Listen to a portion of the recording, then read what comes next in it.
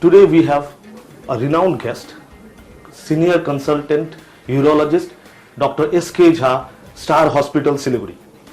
Welcome to the show, sir. Thank you so much. Sir, we would like to know from you, what is BPH? Namaskar. BPH literally means benign prostatic enlargement, means non-cancerous enlargement of prostate, which is a normal gland present in all males. Whenever there is enlargement of prostate, it leads to some urinary problems, Okay, sir. which includes frequency of urination. The patient complains that I have to go multiple times to washroom. I cannot hold my urine. There is an obstruction while peeing. I get up at night several times. So all these problems cause irritation in day-to-day life. So these all problems are collectively known as lower urinary tract symptoms, which is a common feature arising out of prostatic enlargement. Okay, so it seems like a very serious issue. What could be the cause of BPH, sir? Actually, as we age, men age, there is some hormonal changes. Yes, sir. These hormonal changes cause enlargement of prostate, and this enlargement of prostate sometimes cause pressure chronically. There is elevated pressure while peeing, so it slowly leads to changes in your urinary system and leads to different symptoms, what I already described, called lower urinary tract symptoms. Okay. So, could you tell us what are the age groups or what are the different categories of men who could get BPH? Good question. Although prostatic problem can occur in any male person, but usually as far as BPH is concerned, BPH usually occurs after 45 or 50. The problem arising out of BPH usually occurs in elderly age group. Okay, sir. And so, what could be the symptoms of BPH, for our viewers to know?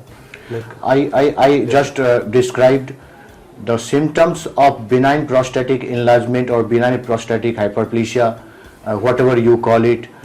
Usually, patient comes and complains that he has to pee several times. He is not able to hold the urine. He has to, whenever there is nature's call, he cannot hold it. He cannot postpone it. There is, several times he has to get up at night. There is weak flow. So the speed of urination, is, obstructed. The flow is weak, or sometimes when it gets complicated, the urination can, get stopped altogether. Yes, it can also lead to urinary, kidney problems, urinary stones, recurrent infections, blood in urine, or even kidney failure. So, for our viewers, what are the diagnostic tests that are available so that they can diagnose?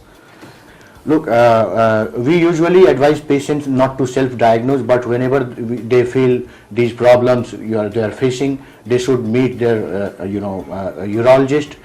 Whenever they come to me or any other urologist, the urologist first will see the patient, will take history, what are the problems patient complaining of, what is the severity of problem. There is a questionnaire which which is called IPSS score, and according to that scoring system we grade the severity of the problem, bothersomeness of the problem, and then we usually prescribe a few tests which may include urine analysis, prostate specific antigen, uroflowmetry, ultrasonography, and it can also include blood counts and kidney function test. And after having all these tests, we usually quantify the problem and whether the patient needs dietary advice, fluid intake advice, or whether they need medication or they need surgery. We can advise according to the reports. So, sir, just for the information sake, what are the treatments that are available for BPH? In case of mild problems, yes, usually dietary and fluid intake advices are given, no medications are given.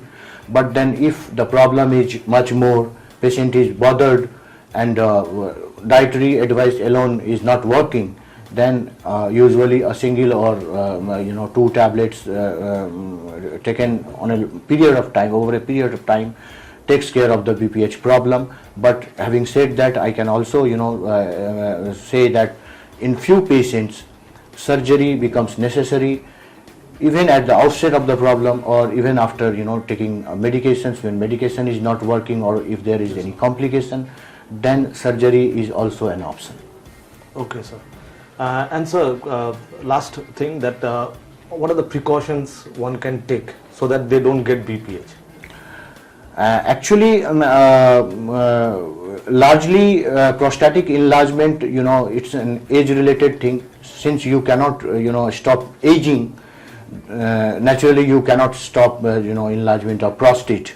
Okay. But then there are few, we can take few measures which leads to, better urinary habits, or better the outcome.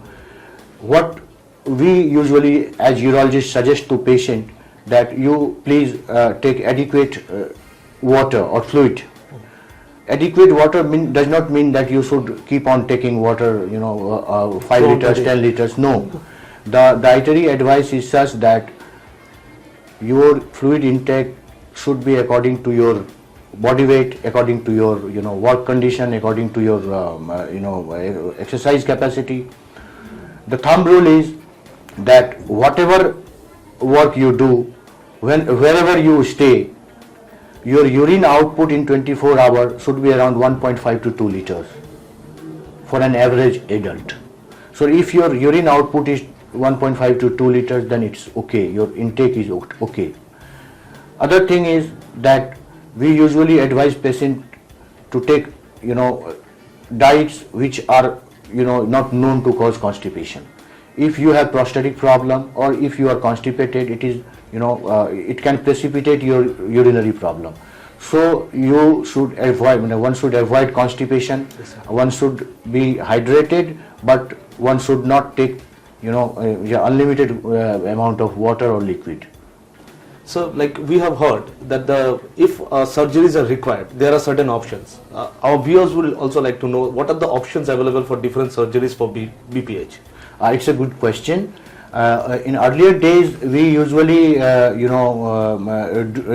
we used to do open surgeries. Even nowadays, and in a few cases where prostate is hugely enlarged, open surgeries are done. But in most of the cases nowadays, minimally invasive or endoscopic surgery is done.